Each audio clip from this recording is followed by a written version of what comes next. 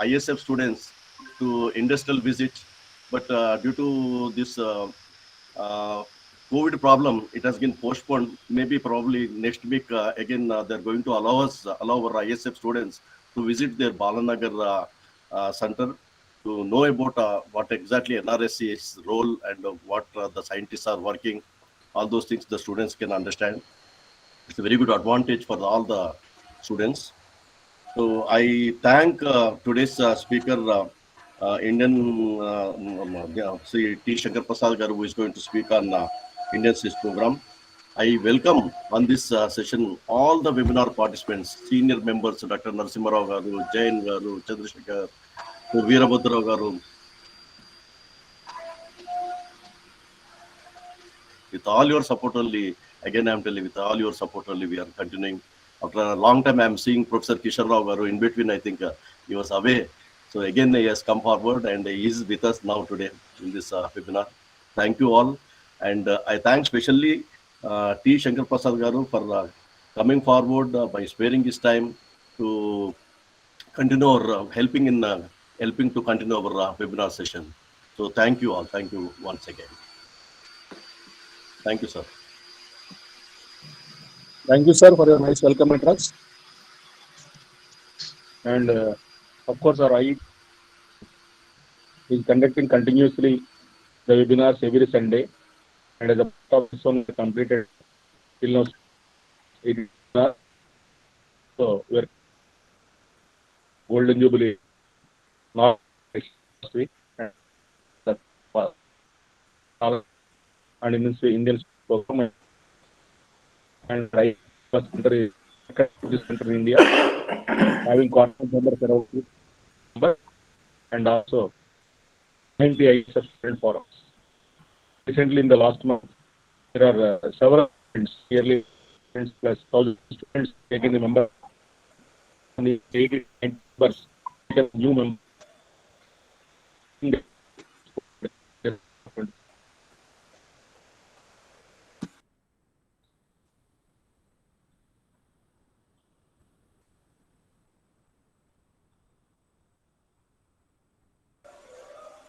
Namaskar Garu, your voice is not coming.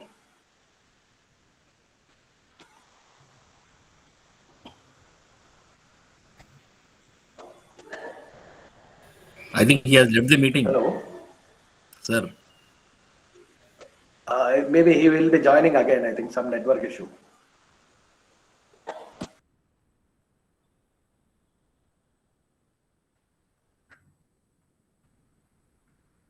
If he has left, he cannot join today because already 101. Oh God! then any one of our we have to quit that. I think we have to leave the program.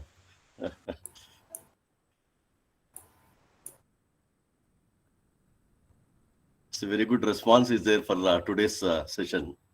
101 it's crossed.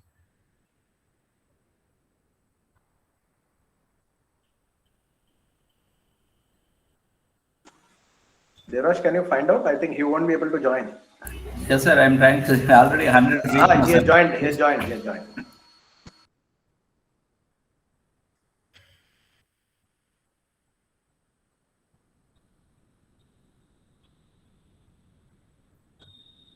I request Sanjay Madam to introduce today's speaker, P.S. Prasad, sir. Thank you, sir. Very good morning, one and all. I, T. Sandhya, EC, member of IIT Hyderabad, take the privilege to introduce today's speaker, T. Shankar Prasad, sir. T. Shankar Prasad has been in National Remote Sensing Center since many years. His main interests are in remote sensing, geographic information system, and digital image analysis. He has been involved in teaching these technologies and also involved in many projects. Sir also has flair for software development for the said areas. He has publications in remote sensing, image analysis, and allied areas. Thank you very much, sir, for the opportunity. With this, I request you to continue the session. Thank you.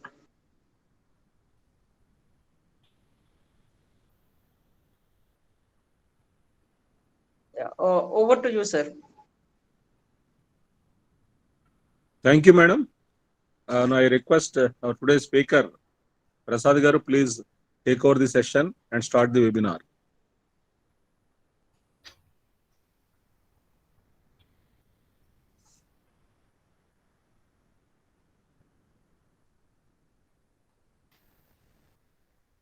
Hello, Prasad sir.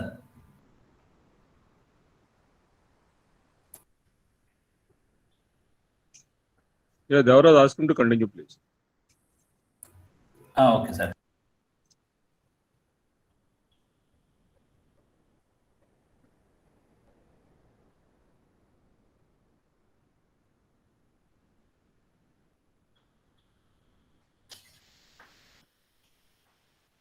Devaraj sir phone చేయమా ప్రసాద్ గారికి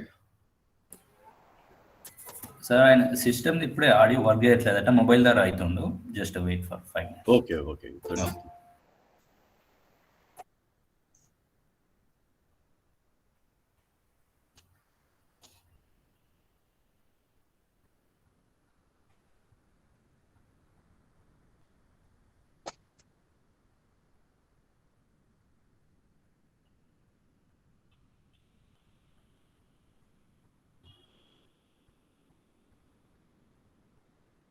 What happened, Devaraj?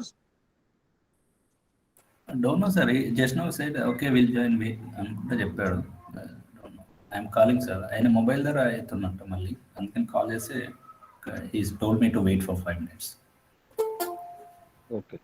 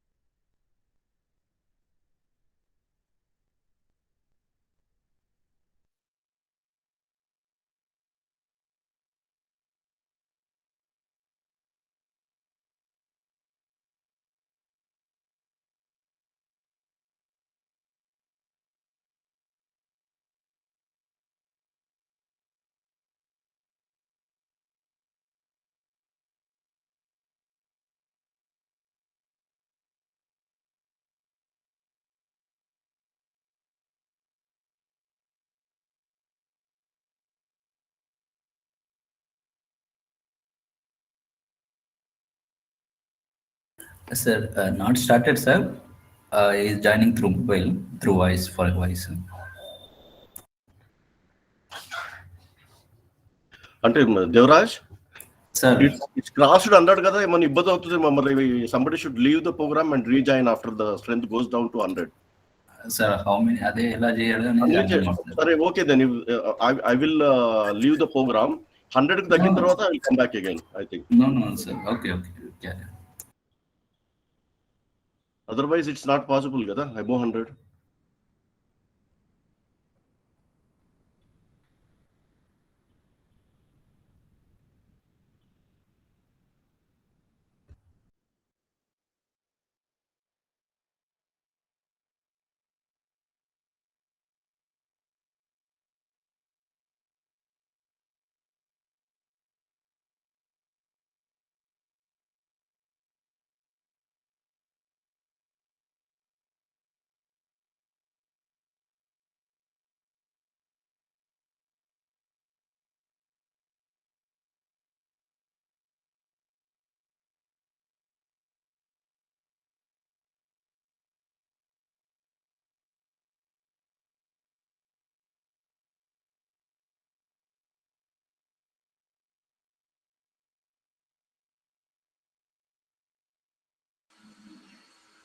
Devraj, any problem is there?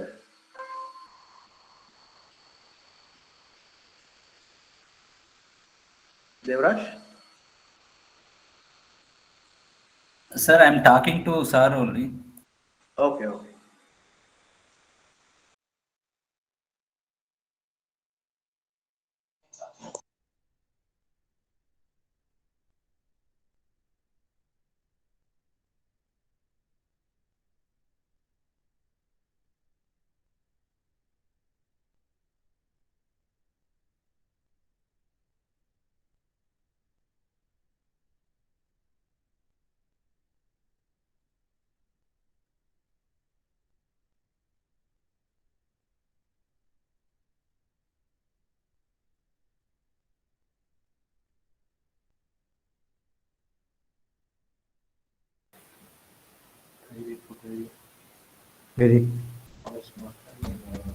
Hello,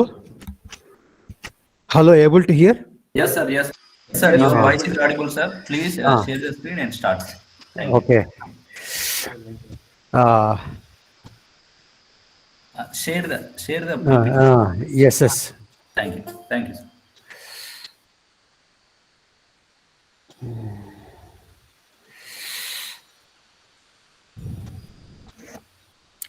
Hello, welcome you all.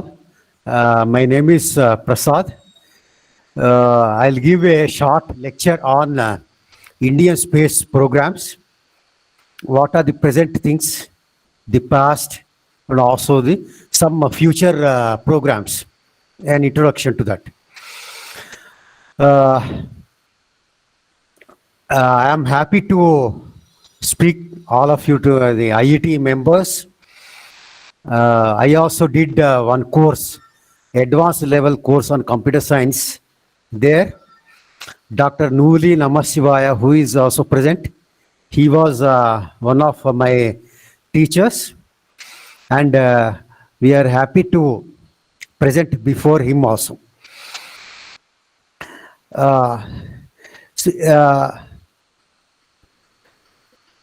As we know, Indian Space Research Organization, ISRO in short, or popularly called in under Department of Space, has been launching satellites for developmental needs of the country. So that is, this department started in 1960s. Many of you will be knowing that the first satellite ever launched by human beings is a Sputnik 1, launched by Soviet Russia at that time in 1957 October. And with that, the space age in the world had begun. And just after that, the launch of Sputnik, countries began to copy the programs of Soviet Union. And in 1960s, Jawaharlal Nehru, realizing the potential of space, envisaged our own programs. And a committee was formed in the government of India under leadership of Dr. Vikram Sarabhai, an eminent cosmic ray scientist or engineer with the Department of Atomic Energy. So under the Department of Energy, somewhat ironical that the committee in COSPAR, that is Indian National Committee for Space Research, was formed. And with that, it took a few years to come to a bit of shape. And Dr. Vikram Sarabhai was made the first chief of the space program of India. And it was later de-linked from Atomic Energy Department because the goals of atomic energy and space are quite different. Although some of the fuel manufactured by atomic programs can be used for space activities also, space or missiles. And so far, that is, after the Department of Space was set up, the government of India could accomplish 112 spacecraft missions, out of which 82 were launch missions. And when we go home and switch on the TV, we must thank the Indian Space Department for we are getting now DTH, direct to home signals from satellite to our homes, so that we are able to see whether the news channels or movies or children cartoon networks. Okay, for all that, geostationary satellites, one category of satellites, are helping us. And they are also being used, apart from the entertainment applications, the things required for addressing problems of the country. For example, we know that certain states like Assam, Andhra Pradesh, Orissa, like that, are maybe affected by cyclones or floods. In that context, geostationary satellites launched by the government are helping us again, because we get data quite frequently. That is, every half an hour, data are downlinked from the satellites, and we can study about the movements of clouds. Similarly, the ATM applications. So in this aspect also, the satellites are helping us a lot. So, so we work in the National Remote Sensing Center, Hyderabad. Okay. So we have got one office in GD Metla. You are seeing one building under NRSC establishment.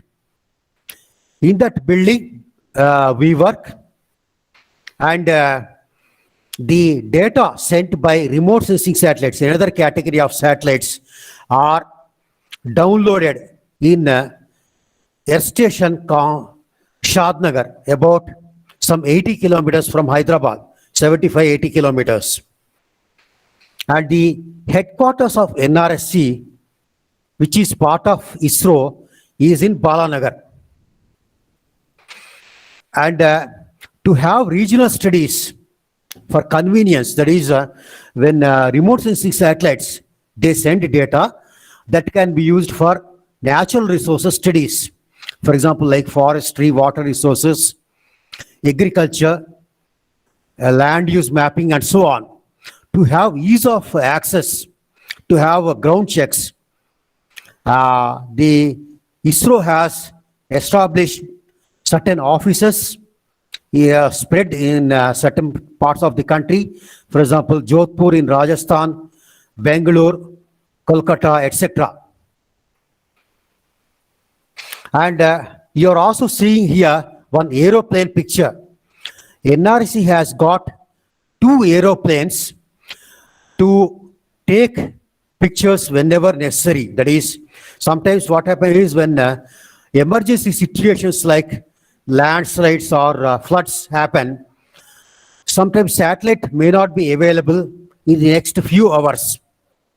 In this context, aeroplanes help us in that certain sensors are mounted.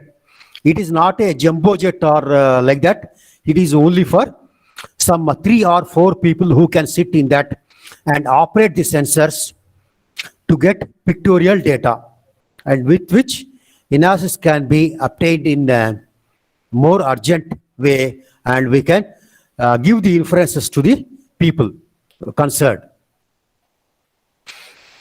And as I have already told, Professor Vikram Sarabhai was the head of the space program of India at that time. He died in 1971 ending at an young age, around 55 years, I think. And when the department was established, some people questioned about that because the independent India was not even 20 years or so old.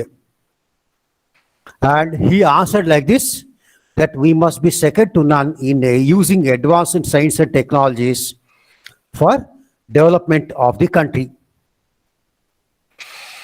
And with this vision, the Department of Space, once which had got very humble start, had expanded its wings, and since the space program is a very, very complex activity, there was a need to set up several offices, and the list of offices of the Department of Space is given. Still, I must say, this is not complete. So I will give you a brief description of some of the centers. Okay. First thing is, let us start with the National Remote Sensing Center, where I am a member.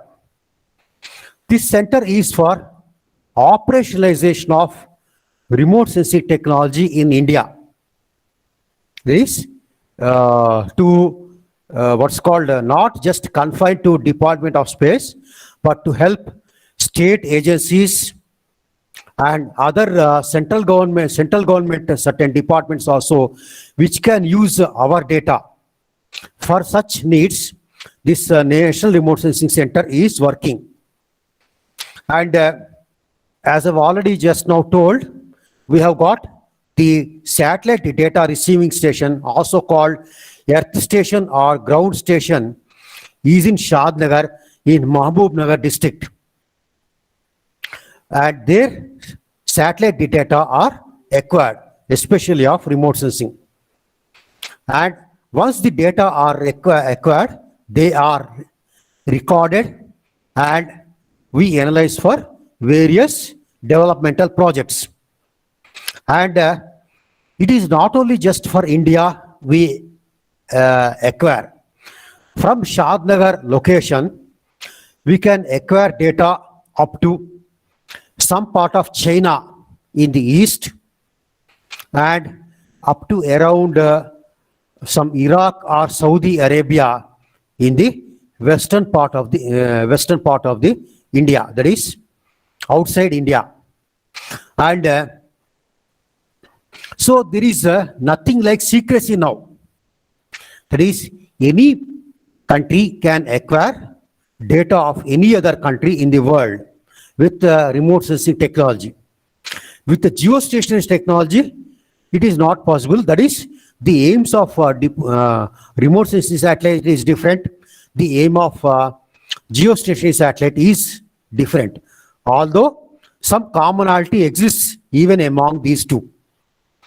Now coming into, you will see here SAC, SAC just beside NRSC. The Space Application Center, it's a full form. It is in Ahmedabad, Gujarat, and they do research and development in remote sensing and geographic information systems. They also manufacture antennas and radars for space applications.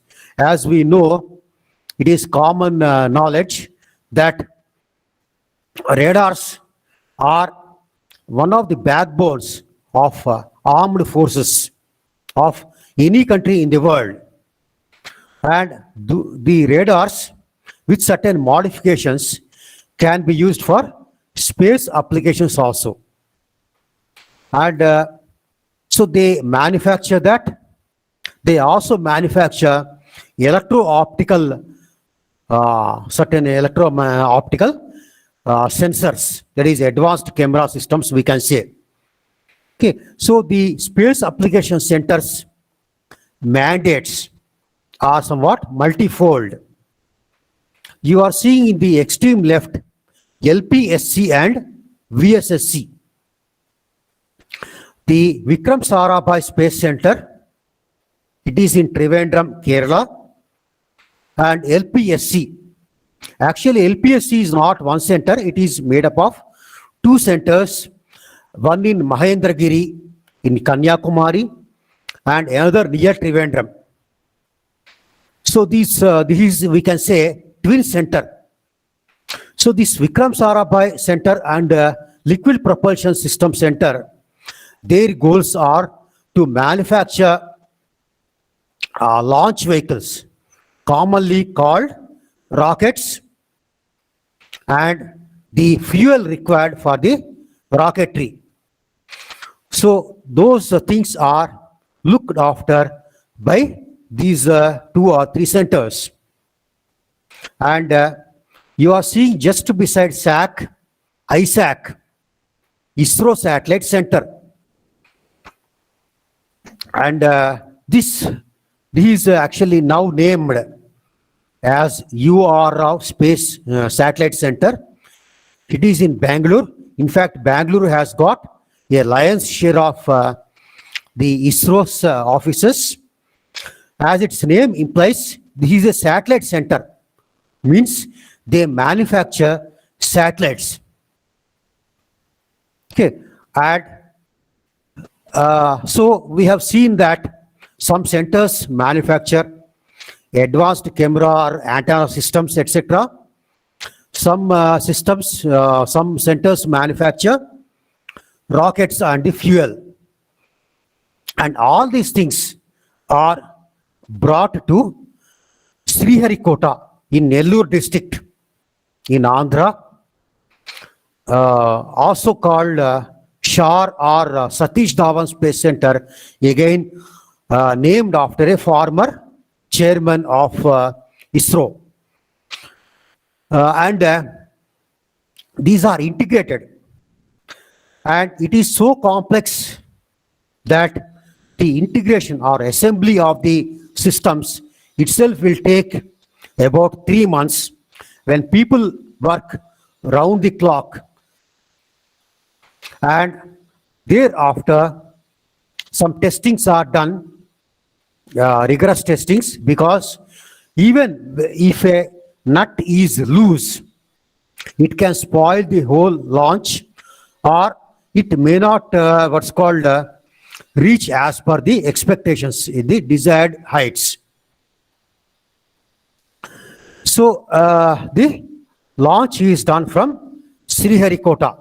There are some reasons for selection of Sriharikota. The rocket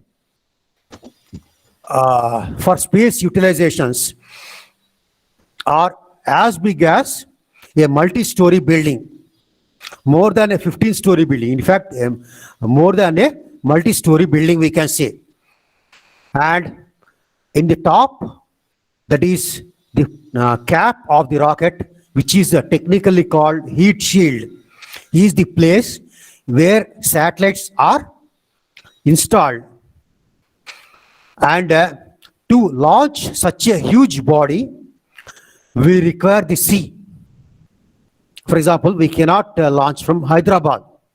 It is not at all practicable. And the bottom parts of the rocket will separate after their tasks are over, and they will fall onto the earth. Obviously, the sea, the largest water body, will serve as a ground for absorbing the rocket materials. And it is not just for what's called after the parts of the rocket are they fall into the sea. Some professional divers may excavate those parts, which are themselves quite big and heavy. It is a Herculean task, and they can be used for medical purposes, like, for example, the Jaipur foot. That is, if some person loses a hand or leg in an accident, he or she may be helped with the parts of the rocket because they are very rigid. Okay, in this respect also, the space technology is helping somewhat in an unexpected way. And I have till now not said why Sriharikota then. For example, the city of Mumbai also has got the sea. And here we know Earth rotates or spins around itself from west to east direction. And the eastward spinning of the Earth will help to certain extent when we want to launch a rocket. That is one reason why Sriharikota was chosen. And another station, a launching port for India, may come in a few years to come, around roughly 10 years. It may take time, in Tamil Nadu coast.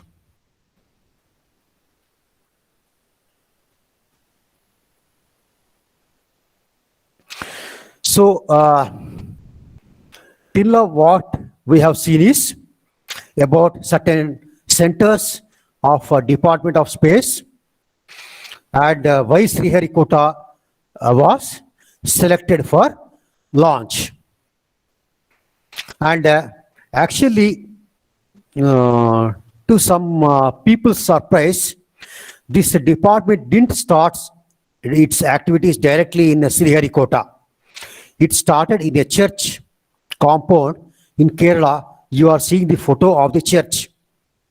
There, they used to fire some experimental launch vehicles, and that is, the rockets were so small that they could be carried even in a bicycle, maybe of 10 kgs or 12 kgs weight. But now the rockets are like a multi-story building. Okay. And so it started in a church, and thereafter, after painstaking surveys, Sriharikota was identified as the spot for space launches. And to launch a satellite, we need a launch vehicle. Okay, typical or usual launch vehicles will look something like this in the small photo I have pasted. Okay, so here we can say a launch vehicle is a complex system, and its aim is to place satellites in the desired orbits. And here the rocket should have its own engines, its own what's called fuels, its own oxidizing materials to subject the fuel to combustion. And here it is different from an aeroplane engine. Both fly, certainly rocket flies as well as the aeroplane. But here the aeroplane's engine uses its own, that is oxidizing material from the atmosphere of the earth, because usual height of aeroplane is 10 kilometers or so. Whereas I need not say that the rocket takes satellites to hundreds or even thousands of kilometers into the skies. Okay. And the rocket, since it is due to complexity and heavy weights, it is divided into convenient parts known as stages. Okay. And usually 3 or 4 stages a rocket for space use consists of. And the what's called fuels used by the stages of the rockets I have listed here. There are 2 kinds of launch vehicles for India. There is one is called Polar Satellite Launch Vehicle, PSLV. It has got 4 stages, and the first stage consists of solid, second liquid, and the solid and liquid alternate. And here one thing is, the solid fuel has got one advantage.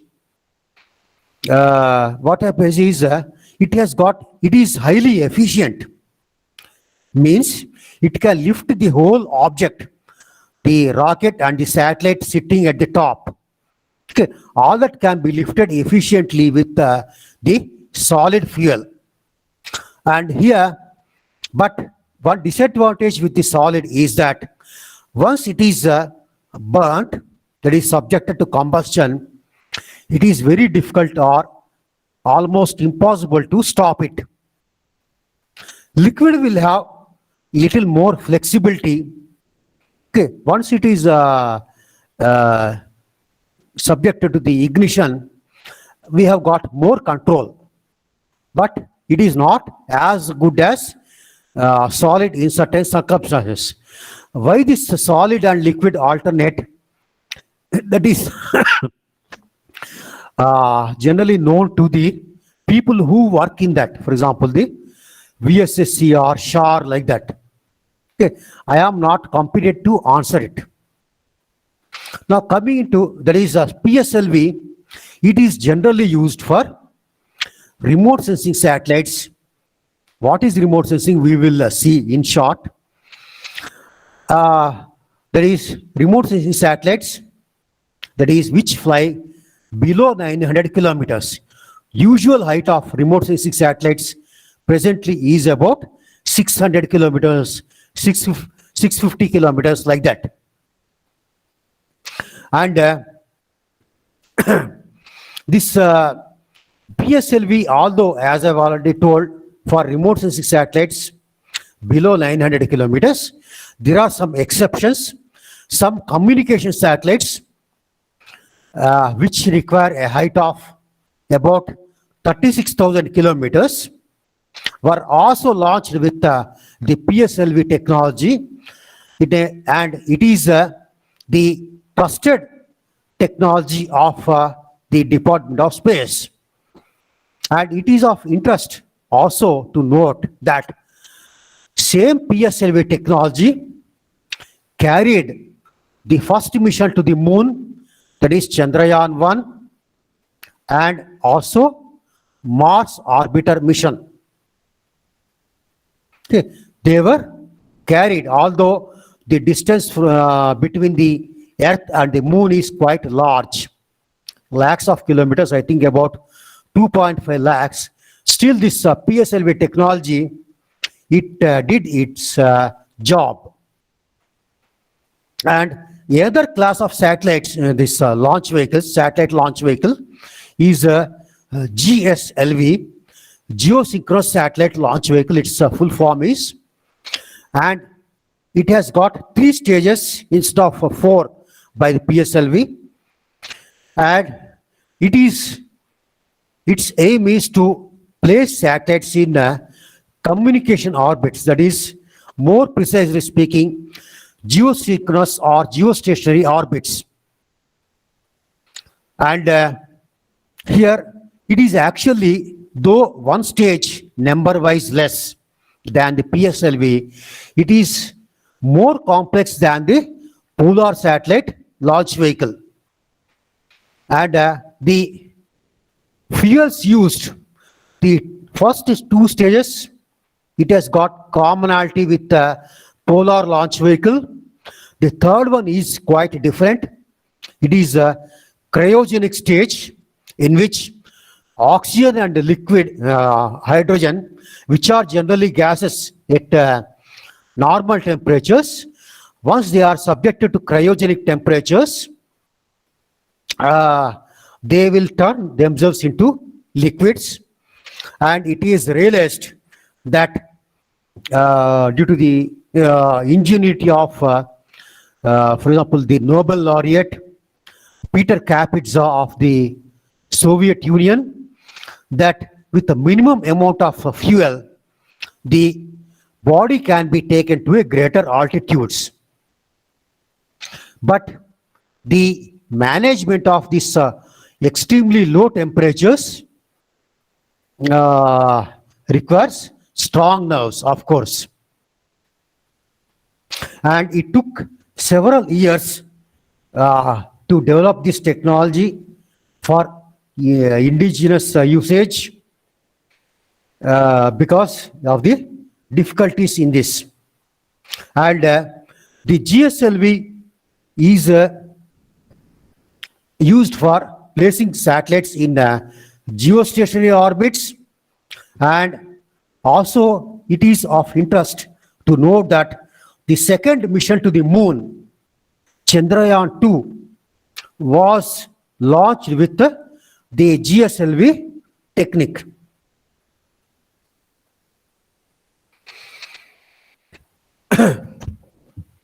So this is a description in written form about what I have told about the cryogenic stage.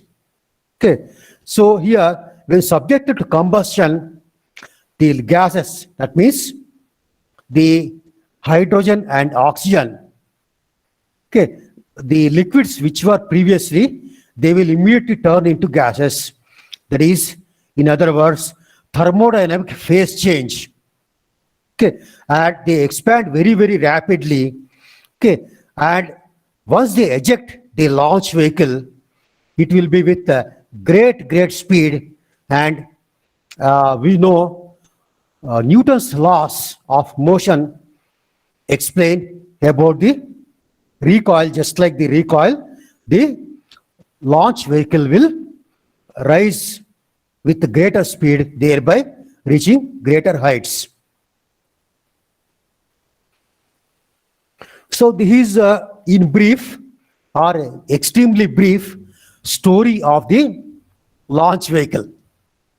And presently, India, the satellites launched by India are mainly of 2 kinds. Third category also exists. If time is available, I will give you again a brief note of it. So the satellites launched by India are generally of 2 kinds, that is GSAT or INSAT, communication satellites, which fly at 36,000 kilometers. And another category is remote sensing satellites. IRS stands for Indian Remote Sensing Satellite.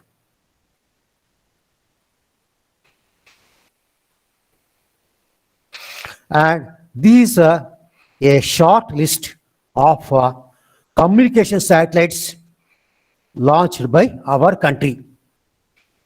The first satellite launched by India, called Aryabhatta, was also a communication satellite, and so is Apple Again, one of the first satellites launched by the country. Okay. Now these are INSAT 3G, GSAT. GSAT means which were launched with the GSLV technology.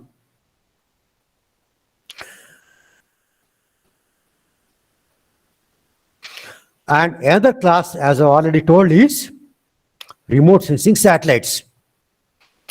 And unlike communication satellites, which are generally geostationary, these satellites are polar orbiting, means they move from near North Pole to near South Pole. And we can cover any country in the world, as I've already told in the beginning. And one of the first satellites launched by India, okay, it is not the first, but one of the first, Bhaskara, was also a remote sensing satellite. Okay, and a number of remote sensing satellites have been launched by the ISRO to cater to various remote sensing project missions. Okay, and as you can see, these communication satellites and remote sensing satellites, they appear similar in shape. Nowadays, modern satellites, okay, they have got solar panels like the wings of a bird. Okay, whether it is a communication satellite or a remote sensing satellite. And these will generate electrical power, as we know, due to photovoltaic effect. Okay. And it is of interest to note that, for example, Bhaskara and some of the earliest satellites, okay, the entire body of the satellite looks like a solar panel, almost, we can say, some 90%. And this was because the satellites, early satellites, were simpler satellites compared to the complex satellites that we are sending now. Okay, so the entire body could be used like a solar array, whereas nowadays the systems carried by the satellites are many, and thereby what happens, there is a requirement to make the solar panel attached to the sideways like the bird. Now, till now, I have refrained myself from defining what remote sensing means. Okay. Actually, it is our bread and butter, the bread and butter of National Remote Sensing Center and certain other centers also of the ISRO. So this we know what a remote means. And since you are all either computer science or electronic people, we know it even better. For example, we sit in a sofa at home and operate the TV with the remote control, okay, which sends infrared signals, and thereby we can change the channel or increase or decrease the volume, etc., etc. So for operation of the TV, every time we need not go and touch the TV. And what happens is a comfortable distance is enough. Similarly, to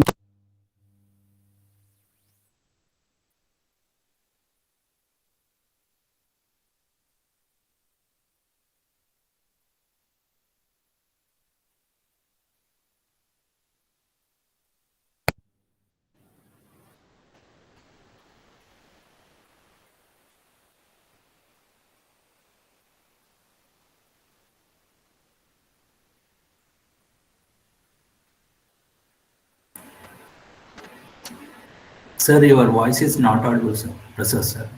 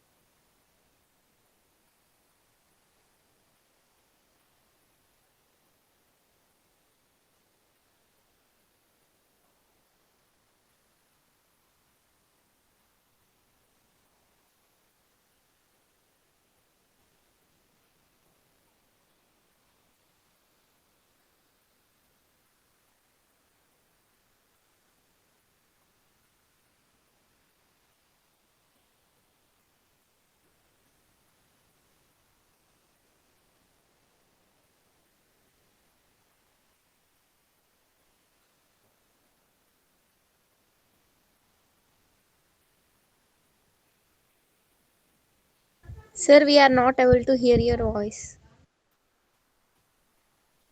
Wait, it's getting rectified. I'm calling. Wait.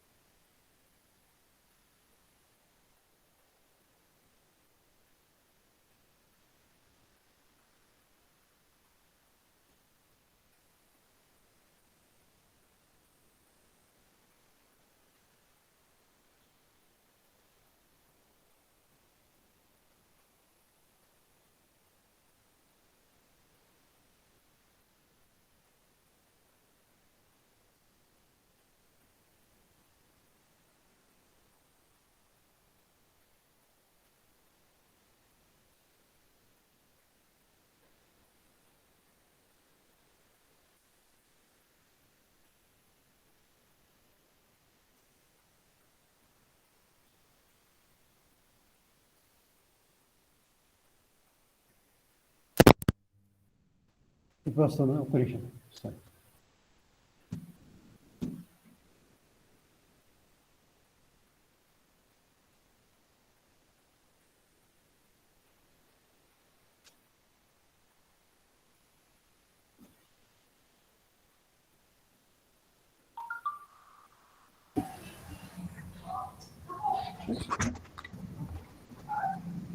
Hello?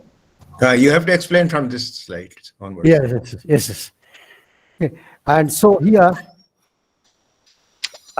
remote sensing is study about certain feature or phenomenon from a large distance.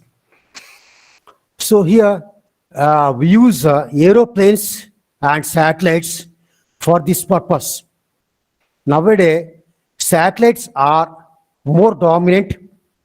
Previously, it was not that much because the satellites for remote sensing especially were smaller in number, and whereas aeroplanes were also used. So we can say at that time about 50% of the role was played by the aeroplane and another 50% by the satellite. Nowadays, some 80% is by the satellite. So I'll skip over. The orbits taken by the satellites are again of two kinds in general. Okay, another category, yet another category also exists. For example, those who heard on January 8th a lecture by Dr. Srinivas Shastri, okay, may recall that he had mentioned that one more category exists known as Molniya orbit. Okay, I'll come to that a bit later. Okay, so here the orbits taken by communication satellites are either geostationary or geosynchronous.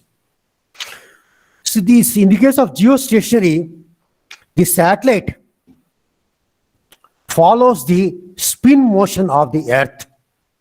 That is, from west to east, it will rotate. It will revolve around the Earth. And the height required is about 36,000 kilometers. Thereby, it maintains the same angular velocity. That is, we know the spin also has got an angular characteristic. The satellite's orbit angular velocity matches with the spin angular velocity of the Earth. Thereby, it will always be above the same area or same country, thereby facilitating communication, cloud movement, to have early warning about floods or cyclones, the banking applications like the ATM, and so on.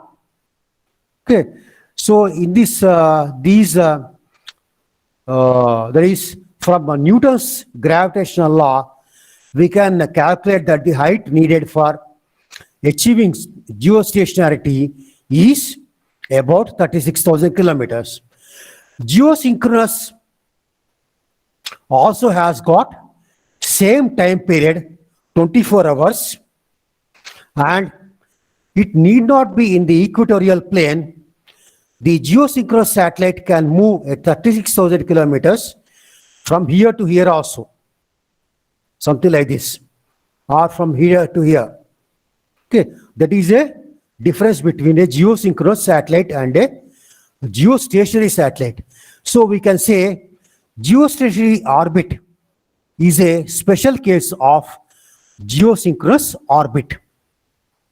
So it's wholly restricted to move in the equatorial plane, parallel to the equatorial plane at a height of 36,000 kilometers. And another category of orbit is a polar unsynchronous orbit, in which the satellite moves from near North Pole to near South Pole. We know the Earth spins from west to east. So there is no question of stationarity at all. So we can cover different countries in the world with this orbit. So, and it also shows that the remote sensing orbit is closer to the Earth, that is below 900 kilometers. This animation shows the movement of respective satellites, geostationary as well as the remote sensing satellite polar orbit. Okay, as the bottom figure shows, bottom animation shows, it is no longer stationary. We can cover any country in the world with this.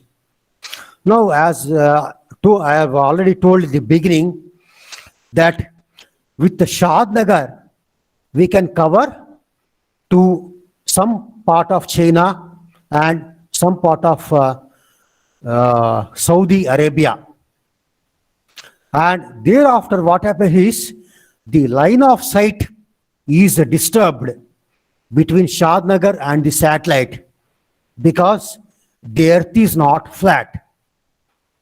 And therefore, for example, to acquire data of certain countries like the US or Germany or something like that, we can record the data, something like a tape recorder or a, for example, the CD recorder does to record movies, for example. We can record that and it will play back, it will transmit the data when it is over India. And so indirectly we can cover any part of the world with this. And since they move closer to the earth, the amount of detail they present can be amazing, as we will see. This I will skip. This also I'll skip. So here I am showing one such image sent by a remote sensing satellite known as Cartosat of an airport in Australia. As you can see, we can count the number of aeroplanes which were parked at the time, the portion of a runway, the air traffic control offices, even the taxi stand, etc. Okay, and if we present a little more detailed image to an army person, he or she can identify whether certain aeroplanes can be used for military or for civilian applications. Okay, so the achievement like this from a height of about 700 kilometers or 650 kilometers is a major achievement by remote sensing satellites and the people who build them. And it is just a bit, I'll go back. Here we can measure the length of the runway. Of course, here it is seen only in part, but once the image is in full, we can measure the length of the runway without ever going to Australia. And the measurement is quite accurate, extremely accurate. Only about 1 meter or 2 meter error may be there. And this shows another image taken with the same satellite, this time covering Hyderabad. Here only 1% of Hyderabad or so I am presenting, tank bund, etc. are not seen in this picture. Okay, I think we have missed by about some 2 or 3 centimeters here. Okay, so you are seeing here the Vidyut Saudha in Somajiguda. Adjacent is Enadu office. And you are seeing dozens of apartments or other buildings, the roads on which cars were moving, etc. Some water body. Okay. So here, this shows that once it has covered Hyderabad, once it has covered Australia, altogether a different continent. So this shows that remote sensing satellites can obtain data of any region in the world. So these can be used for military applications also, and the Air Force and the Army in particular, they use remote sensing data left and right. This shows Eiffel Tower in Paris. Since the tower is a very, very tall one, it gives a long shadow, which we can appreciate from this satellite data. And there is a river in Paris. You can see some boats which were there. There is a bridge road which joins the river water across. And you can see a bus which was moving. Okay. And certain buildings near the Eiffel Tower. And these are all grosser features which catch our attention as immediately as this screen is displayed. Okay. And now the satellite technology has advanced so much that it gives certain subtle information, okay, which requires a bit of closer examination and a bit of skill in order to come to know about that. And we know the tower is a big tourist spot in the world. People come from different parts of the different countries to see this. Okay, here you see this, you see your attention on this path. Okay, give your attention on this path. Okay, you are seeing certain rings, circles. These were actually the people like friends or families who were going to the tower. Okay, I had also been to this place. Okay, so here, this kind of detail the satellite gives is indeed quite amazing. This shows an airport, this time in India, Ahmedabad. Okay, we have already seen one airport of Australia. Okay, this shows a colored picture instead of black and white, as I've already shown of Australia. And here you can see one aeroplane which was moving. It is a bit of luck, we can say, that the satellite could get this picture, okay, when the aeroplane was leaving this airport. Okay, the direction of this movement of the plane shows that it is leaving this. Okay, and again you can see something like Australian airport, the runway and so on. This shows one dam in Brazil, taken again with a remote sensing system. And you can see here that the water is very calm in the bottom where I am moving the mouse. But when it is entering the dam and when it is coming out of the dam, the water flow has become so turbulent. Okay, it is extremely complicated. And this is revealed by the satellite, okay, in a very, very nice fashion. Okay, this turbulence is due to the motion of the water through turbine present in the dam. Thereby, electricity is generated. Okay, and again, it is of interest to note that it could capture even the high tension power wires, where I have marked with annotated with an arrow. Okay, and it is due to the background of water, darker background of water, partly because of the length of the wires. Okay, and it is of interest again to note that the presence of the wires is also felt where there is no water, where I am moving the mouse. Okay, these are due to the magic developments of the sensors.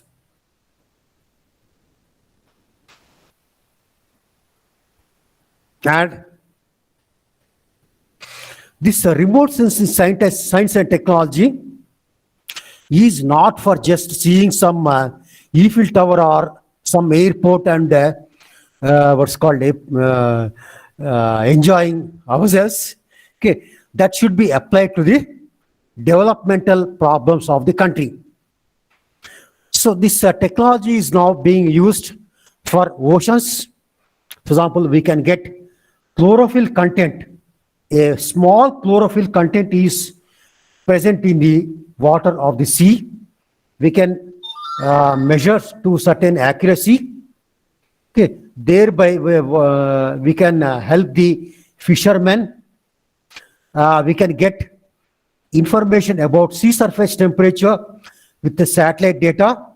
Again, it can be used for potential fishing zone applications. There is fish is a cold-blooded feature. Okay, and they congregate themselves where there is little more warm. Okay, So the sea surface temperature will help the fishermen. Okay. It is not applicable, of course, to vegetarians like me. And the sea surface temperature, the temperature of the sea will also influence the weather, as we know. Okay. And thereby, this is also being utilized for weather-related studies. In the case of forest, people are interested in the encroachments into the forest. For example, in the northeastern part of the country, like Meghalaya, Nagaland, etc., it is a problem. Some people occupy the forest illegally, burn trees, and start living there, etc. Okay. A forest is an important natural resource which has to be preserved. And these encroachments can be detected with the help of satellite image, especially when it is significant. Without the forest or vegetation, that area will look something, whereas with the forest vegetation, it looks something different. The image data will look something different. And thereby, the forest, what's called officials, rangers, etc., those people can the encroachments and drive the people away and take efforts in restoring the forest cover. And the forest type mapping is also one more area field of interest in forest studies, okay, in which satellites are playing yeoman service.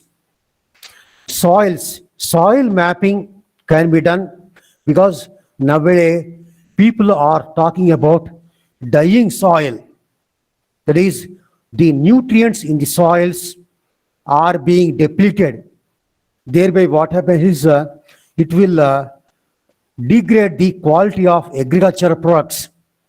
Okay. So this soil mapping and soil moisture, for example, soil moisture also can be estimated with satellite data. For example, I have got a technology development project of my own, in which for which I have developed an innovative method for which I wrote a software myself. Okay.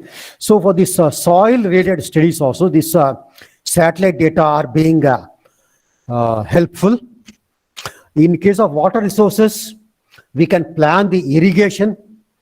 We can have snowmelt runoff studies in Himalayas and some pockets in Northeast, like Arunachal. And in the case of agriculture, the government is interested in crop production and yield estimation about 2 months before harvest takes place. For example, important crops are paddy and wheat. And when the crop, the seeds are sown by farming people, we see mainly the bare fields. Whereas once the crop starts coming up, the scenario will be different. Therefore, what happens is the satellite, with the help of that data, we can monitor about the progress of crops. And some models are being utilized to estimate the yields, which are almost accurate. And thereby, with the use of this is obvious, we can come to know about the food security status of the country.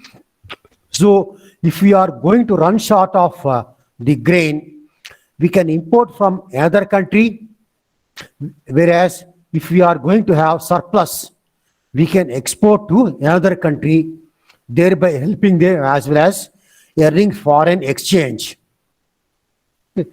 Like this, environment land use, land cover, that is preparation of maps of towns or villages in large scale especially, are being carried out with the remote sensing data. Another application which is of direct consequence to the common people like us is the disaster management. Okay, so when the floods or cyclones like that, when they occur, we can compare between the image data of there is some period which is prior to the flood and just after the flood. Okay, and then we can come to know where the inundation took place. Thereby, for example, here I am showing one such image. Okay, here there was hardly any water where I am moving the mouse before the flood has occurred, whereas just after the flood, maybe 1 or 2 days later after the flood, lot of water has occupied this area. We can come to know about the towns or villages where the inundation was maximum. We can give the names of the towns also, those villages also, to the relief officers of the concerned district or state and state. Thereby, evacuation measures can be taken place. So what happens, the satellite sitting at some 650 kilometers is helping us save lives also. And another example of flood, this time in Assam. Okay, here again in the right image, lot of water has occupied. Okay, this is a synthetic aperture radar image. Okay, I am also using one such radar images for my project work. Okay, and these are of great help when the area is covered with clouds in the skies. The radar signals can penetrate even through clouds and moderate rain, and thereby the terrain is imaged.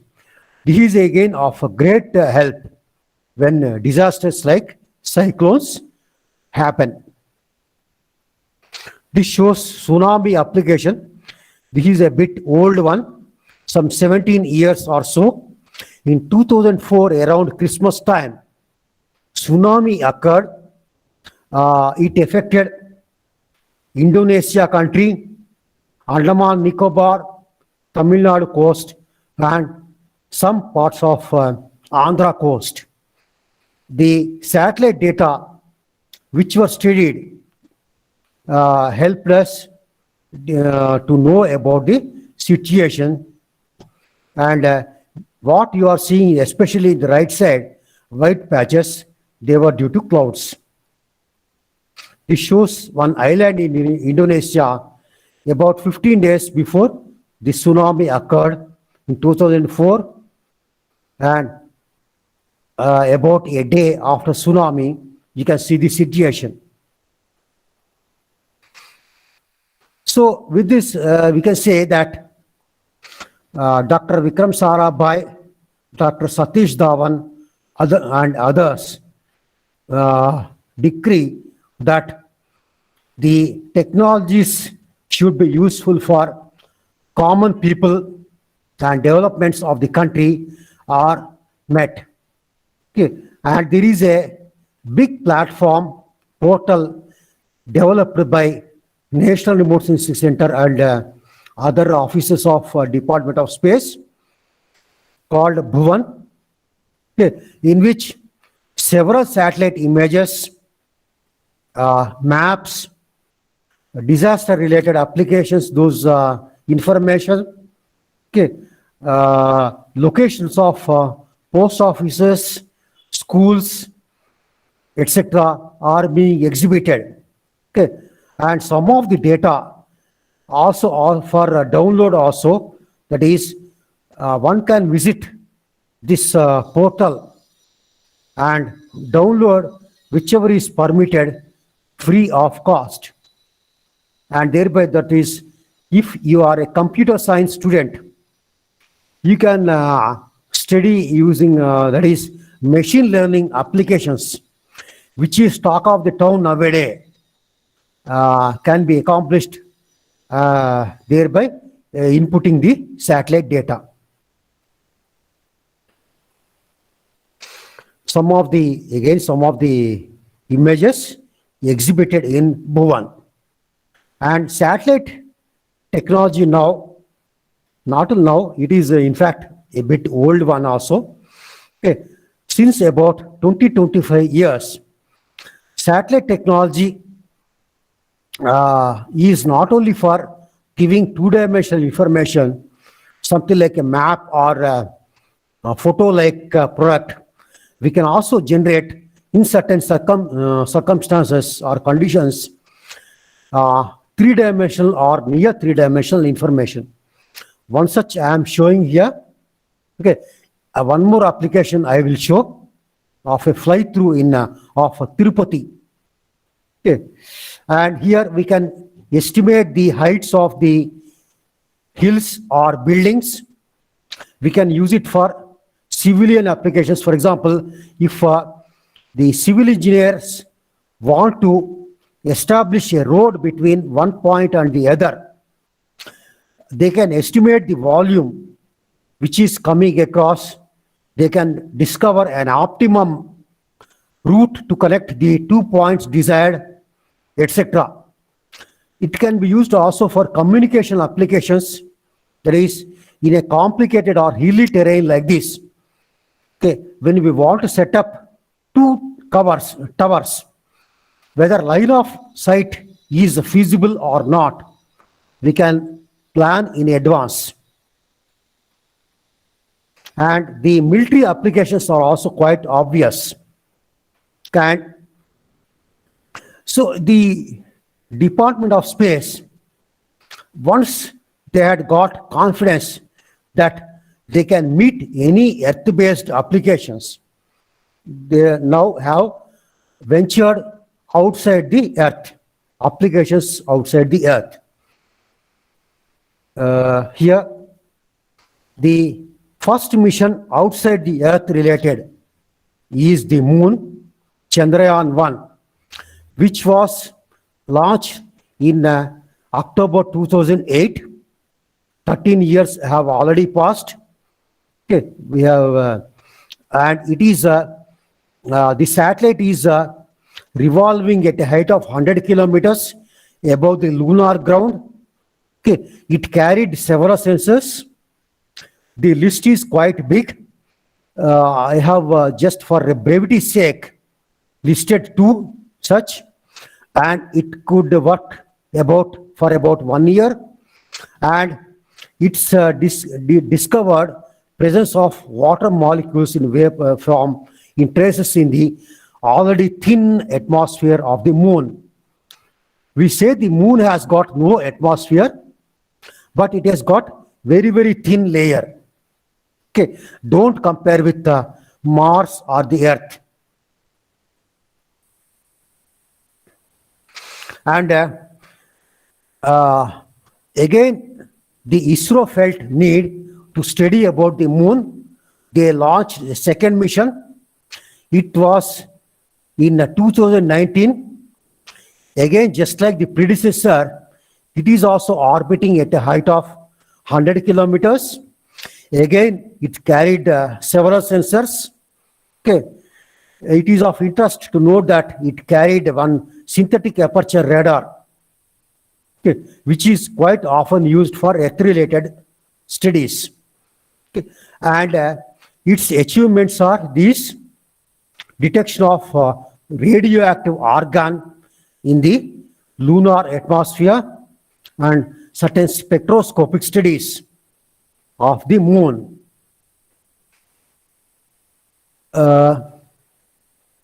The Mars mission. Actually, this mission came in between Chandrayaan-1 and 2. If you just recall, the moon missions were carried in 2008 and 2019. Whereas here, this came in between. But just because the moon missions were alike, I placed them side by side.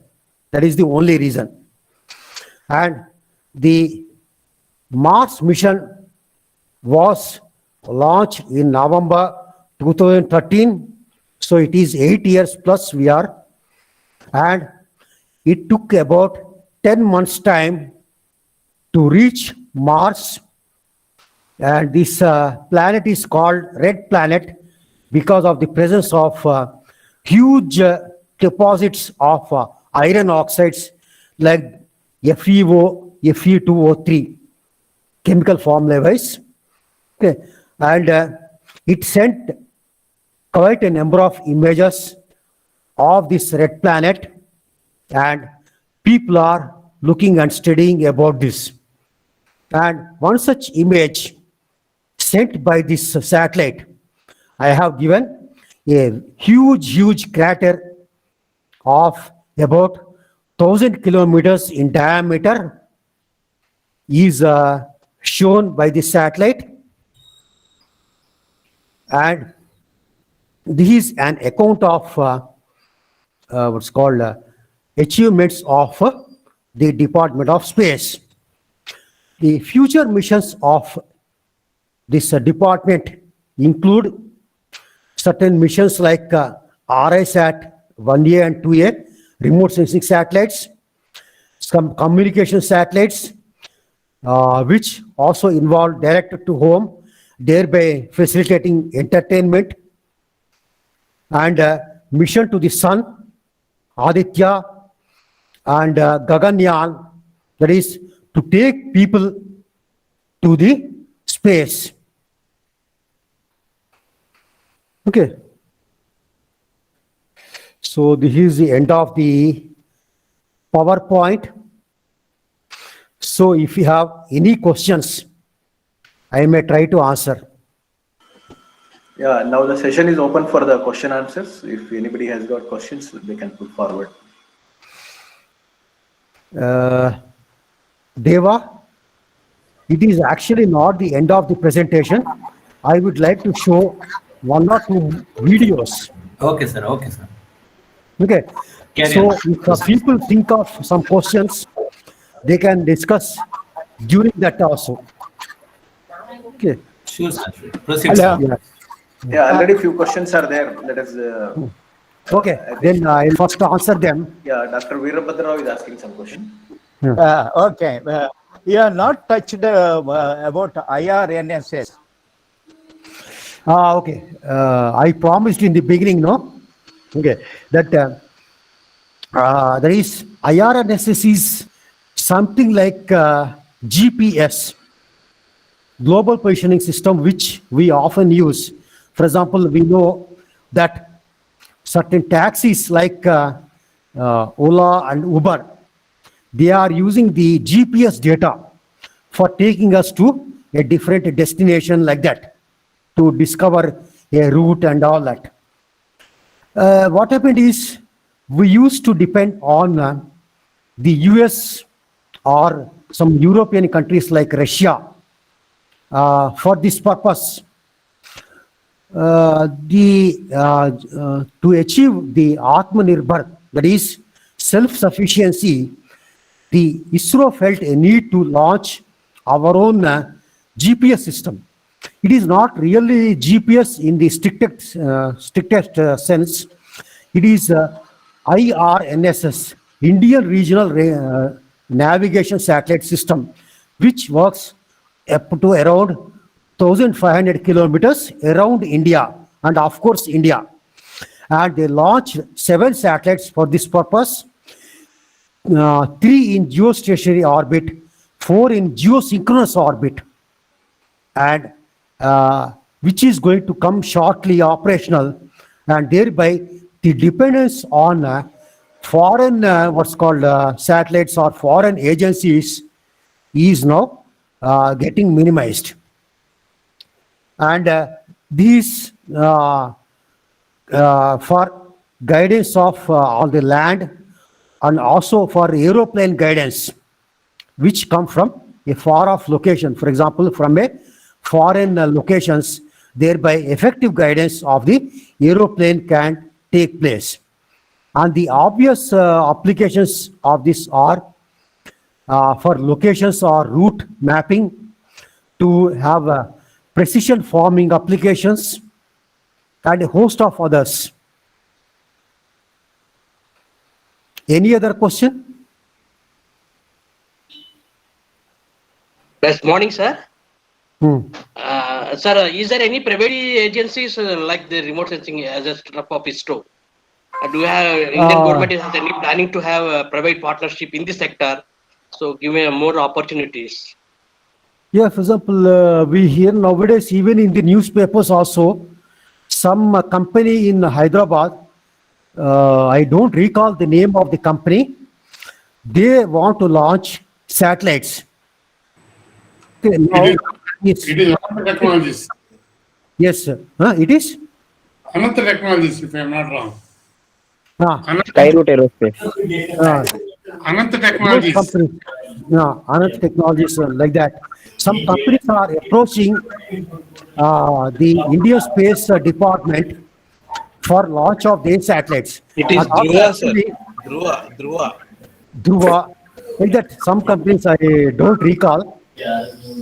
And it is actually not. Please. Please,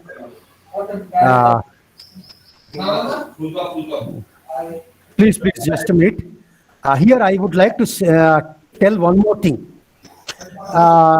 The SRM University in Chennai and some IITs, they are also manufacturing. Please, I request all of you to be quiet, please, ladies and gentlemen. The certain universities like SRM and IIITs, IITs, they are showing interest in preparing some satellites, which are called nano satellites, which may be of the weight of 20 kgs or less. And they can be placed in launch vehicles of our department, Space Department, and they can be subjected to launch. Okay, already some satellites prepared by the students are roaming in the skies, thereby giving certain data. Any other? That is, nowadays, that is, till today, the space sector was confined mainly to the government agencies, but it is now open to even private sectors. They are approaching already Sriharikota and other space offices of the department to launch their satellites. Any other? Sir, you can Thank play you, video sir. also, sir. Video also. Thank you very much, sir. One more question. Sir, do you have, to maintain this, it requires a huge data. How the data is going to be saved or storage, and how much time it is going to be stored, and how it is going to be managed, that much of huge data? There is actually, once the remote sensing satellite data are acquired, there is a huge what's called network area storage, okay, which will cater to about 10 years. Okay, and later, as per certain policies given by the government, the Space Commission and so on, okay, they can be what's called stored some part of that data, periodic data, that is the satellite data, it is sent quite often. So what happens is just a minute, please let me formulate my answer.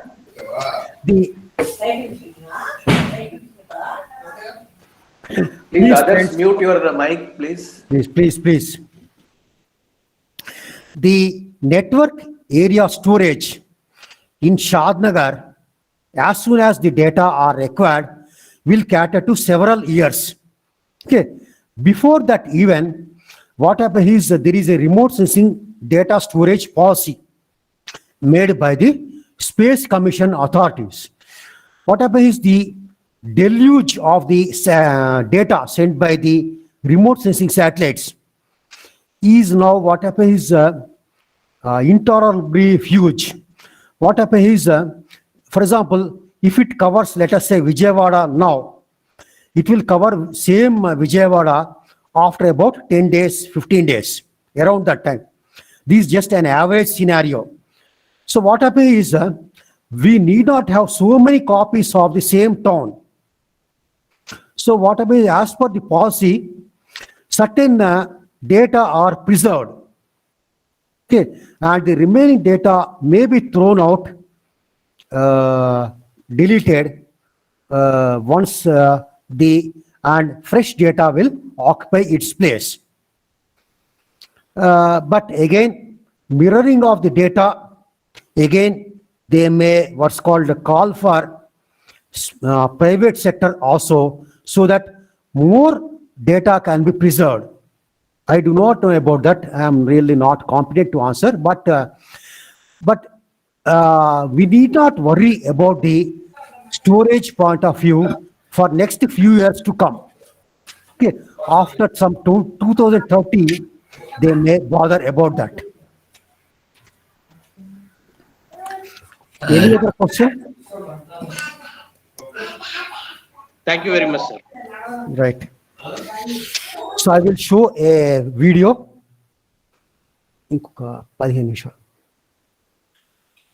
So I'll stop sharing this PowerPoint.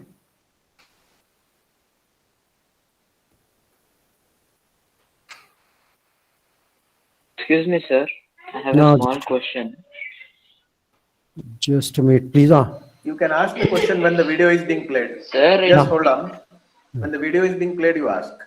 He's playing the video now. Yeah. I will. Okay, sir.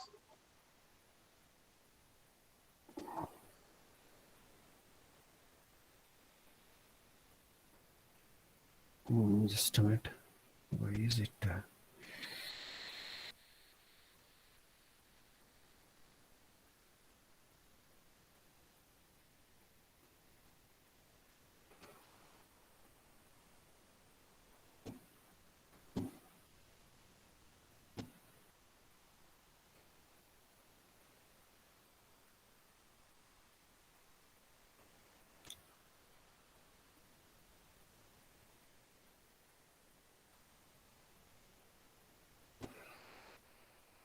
Yeah, this is a fly-through of Tirupati region. Okay. And there is no audio in this. It is not a multimedia presentation. So if you have any questions, you may ask me.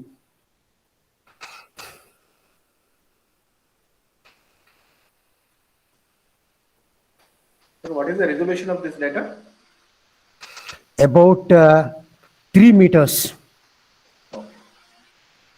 And is it in public domain? Yes. So the applications of this data are quite obvious.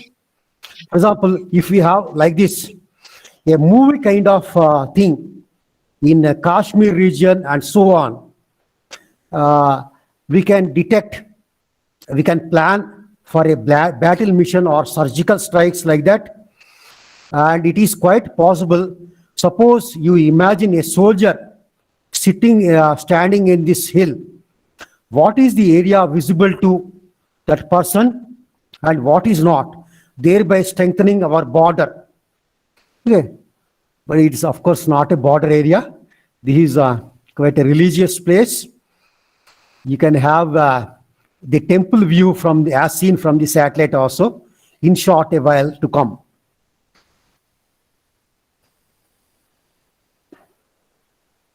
A small question, sir. Question. Cheppan. Sir, NRSC is a ground station. Why? Sir, India is going to plan any space station in future? space station, it will take about 2035 or so. Okay. It is not very easy because a usual space station looks like a football ground. That big it is. So it is not practicable to launch it in one go. Several satellites have to be launched. They should be placed side by side in the skies. Okay, no accident should happen, and they should assemble all that in the sky there. It is not very easy. Only some 2 or 3 countries in the world achieved it so far. Okay, India also wants to achieve, but it is in the agenda of the Indian Space Department.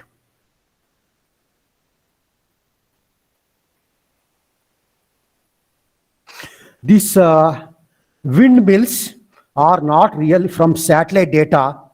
They are artificially what's called inserted.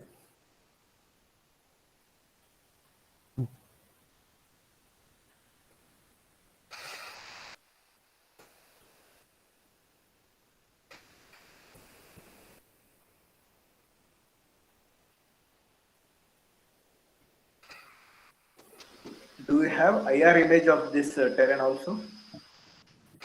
It is actually made from multispectral, that is MX, and panchromatic data. Okay, and I don't have right now, but they have got. But it is what's called a image fused product, but it is again beyond the scope of this presentation to discuss about that. No, I just want to know whether it's available. It is available. Okay.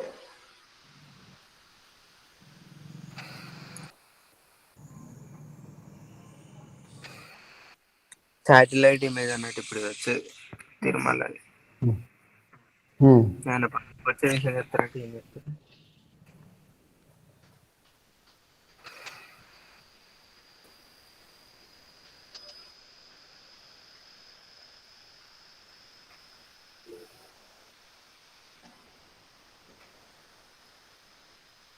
Yeah, Sumant, you can ask question. You are there.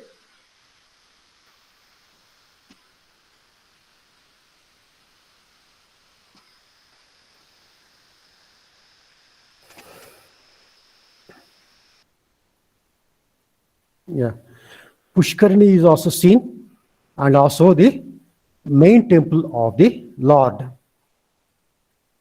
This we are approaching the end of this flight.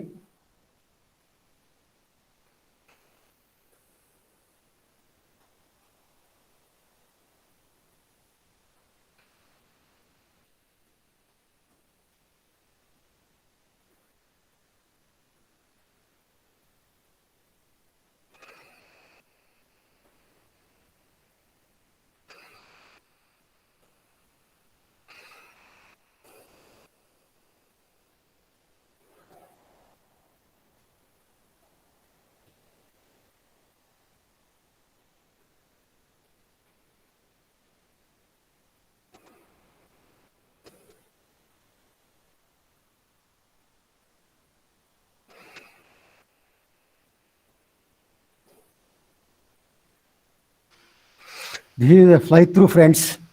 Yeah, I good hope video, sir. Good video and good darshanam for Tirupati. I think entire sightseeing from the sky we could do. Yeah, that is because of COVID restrictions. Yeah. Very few people are traveling there. Okay.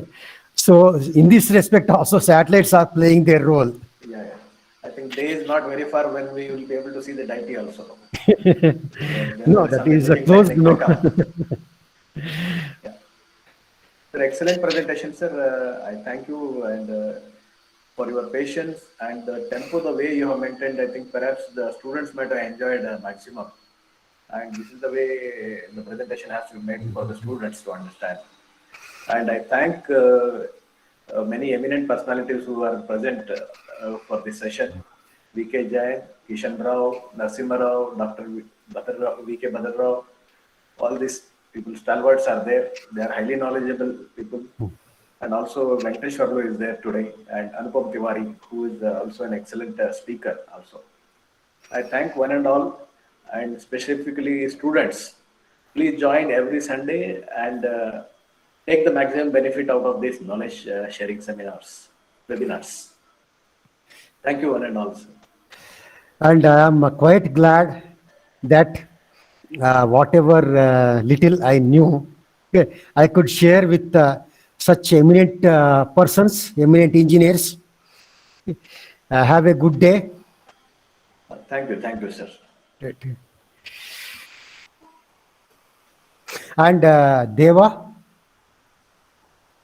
Yes, sir. Deva. Yes, sir. Yes, sir.